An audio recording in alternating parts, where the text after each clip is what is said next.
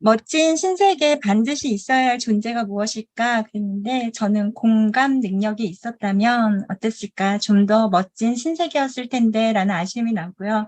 공감 능력이라는 게 좀 추상적이긴 하지만 제가 이번에 그때 후기 썼을 때랑 또 조금 다르게 이번에 또 준비하면서 제 나름대로 읽어보니까 또 괜찮더라고요. 그래서 한번 풀어봤습니다. 어, 이상학적인 세계와 원시적인 세계 두 갈래 사이에 정신적으로 건전한 세계의 가능성이 존재할 것 같다. 과학과 기술은 인간이 노예가 되는 게 아니라 휴식을 마련해 준다. 보편적인 생활 철학, 최대의 행복. 이 궁극적인 목표를 성취하는데 어떻게 기여하거나 저해하겠는가. 이제 처음에 머릿말이 너무 어려워서 읽다가 포기하고 이제 본문부터 들어갔다가 본문을 다 읽고 나서 다시 이제 정리 겸 읽어봤더니 이제 조금 이해가 되는데 그 중에서 제일 눈에 띄는 단어가 이제 행복이더라고요. 그래서 신세계 사람들은 그럼 정말 행복했을까? 이 부분에 대해서 제가 후기를 다시 한번 풀어봤습니다.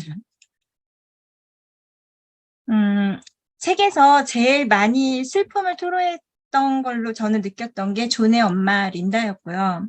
보호구역에 떨어져 존까지 낳고서 행복을 느끼지 못해 소마 대체할 수 있는 약품까지 찾아 복용했었고, 본인이 살던 신세계로 다시 돌아왔는데, 본인이 잃어버린 세계에 대한 슬픔 때문이었는지 죽을 때까지 소마의 노예만 되었습니다.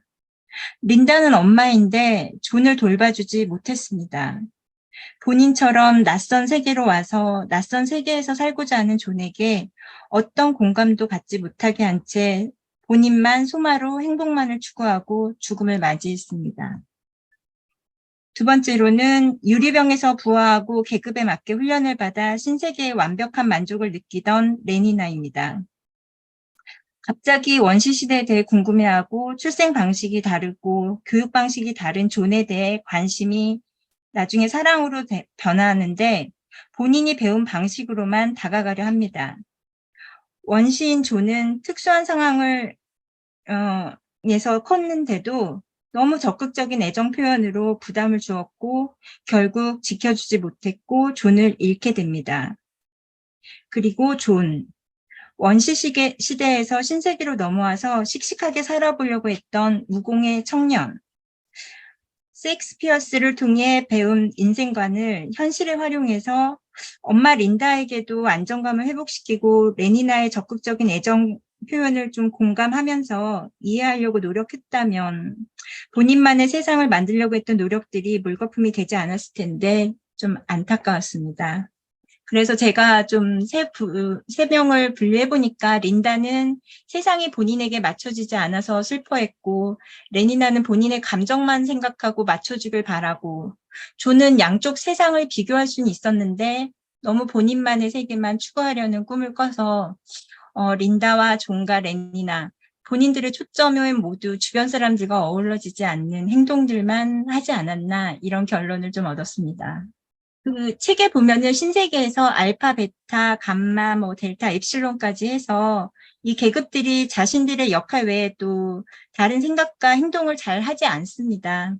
기계 부품처럼 본인 위치만 생각하고 본인의 역할만 잘하면 되고 또 그렇게 보상받으면 된다고 생각해서 혼자만 행복을 느끼면 된다는 생각에 함께 감정을 공유하려는 공감 능력은 어떤 건지 아예 모르는 것 같습니다. 머릿말에서 언급하였듯이 똑같은 유리병에서 태어나 훈련받았지만 인간으로 산다면 행복을 추구하는 본성이 내면에 살아있지 않았을까 싶은데 그것을 억제하려고 잘 안 될 때는 소마를 매일 먹으면서 난 행복해라는 억지 논리가 가득한 신세계로 보였습니다. 아무리 잘 만든 자동차, 핸드폰 이런 것들도 업그레이드 과정을 통해서 부족한 기능이 보강되면 좀 더 편리하게 활용되고 있는데 하물며 사람은 기계 이상의 능력으로 진정한 행복을 느낄 능력을 발달시킬 수 있지 않았을까라는 생각이 소마 외에 우린 충분히 가능한데라는 생각이 좀 들었습니다. 갑자기 알파 계급이 알파 계급의 버나드도 갑자기 자기가 이제 존을 데리고 오면서 무시당했던 옛날과 달리 본인을 인정해주고 중요하게 생각하는 세상에다가 보면은 너무 거만해지고 의기양양해지는 모습을 볼 수 있는데, 이것도 본인 스스로 채우지 못하는 뭔가가 채워졌을 때 여하튼 인간은 행복을 느끼는 것 같습니다. 그래서 제가 생각했을 때는 스스로 채우지 못하는 그 무엇, 그것이 주변 사람과 함께하면 채울 수 있는 바로 공감 능력이 아닐까라는 생각을 했었고요. 위에 이제 사전 내용을 보면 심리학적으로도 공감 능력을 가진다는 거는 쉬운 일이 아니라고 합니다.